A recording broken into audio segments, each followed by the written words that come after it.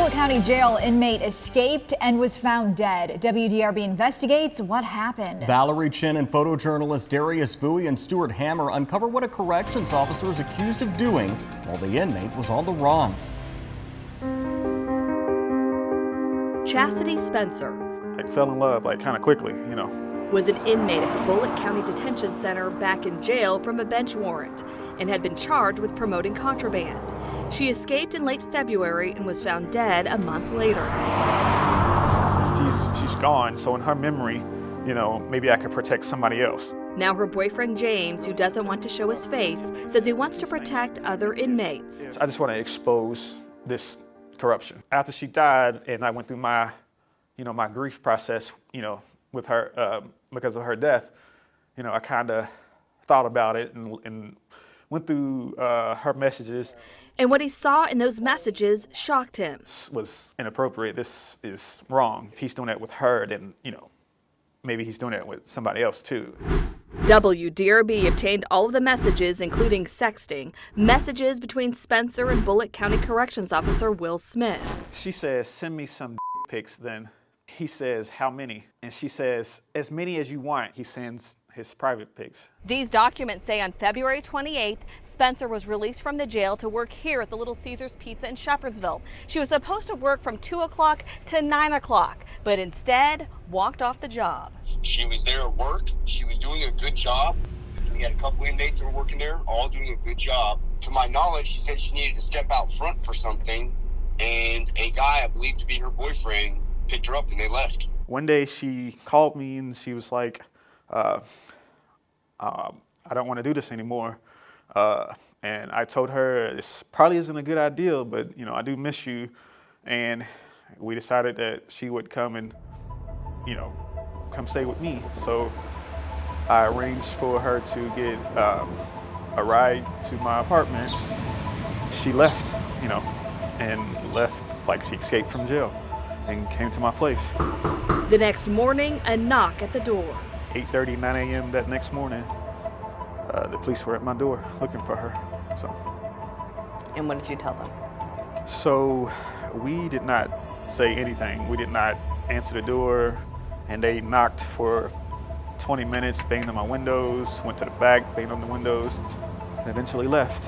And for the next few days, we just kind of stayed inside. Records show the jail's chief deputy was looking for Spencer. According to this report, notification of the escape only went to next of kin, not the media, state police, law enforcement, or commissioner.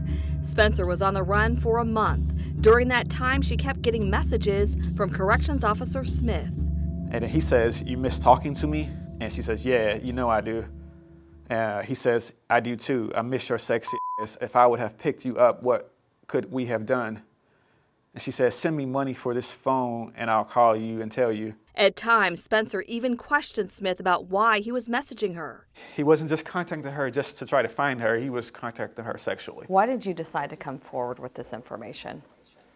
If somebody's in some type of power over somebody, like the jail situation with an inmate, it shouldn't happen. It's wrong.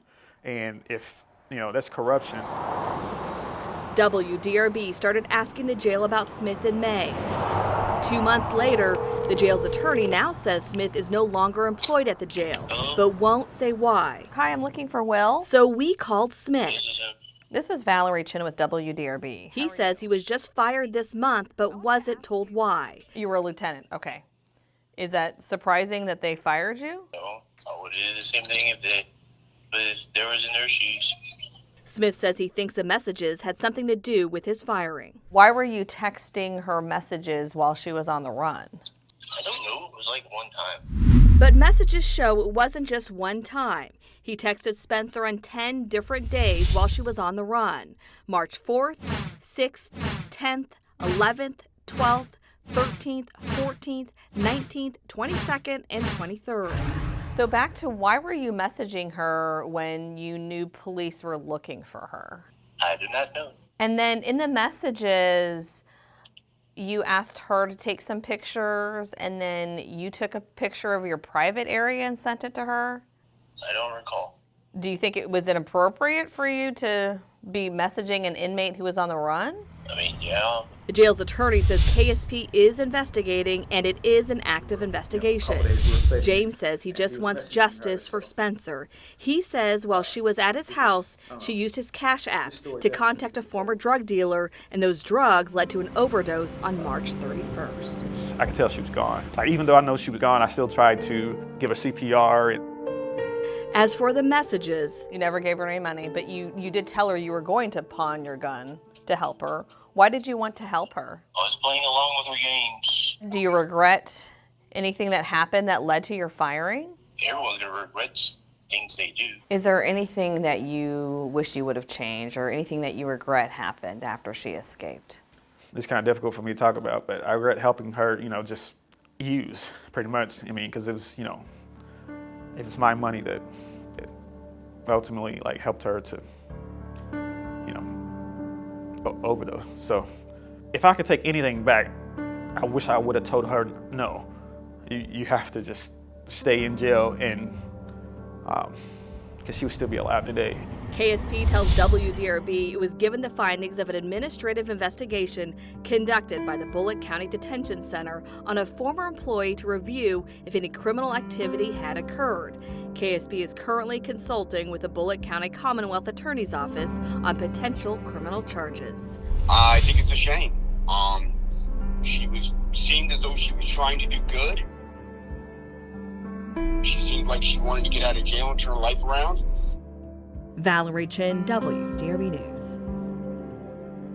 If you have information about this story or any story you think our Investigates team should look into, you can email us at investigate@WDRB.com or call 502-322-1297.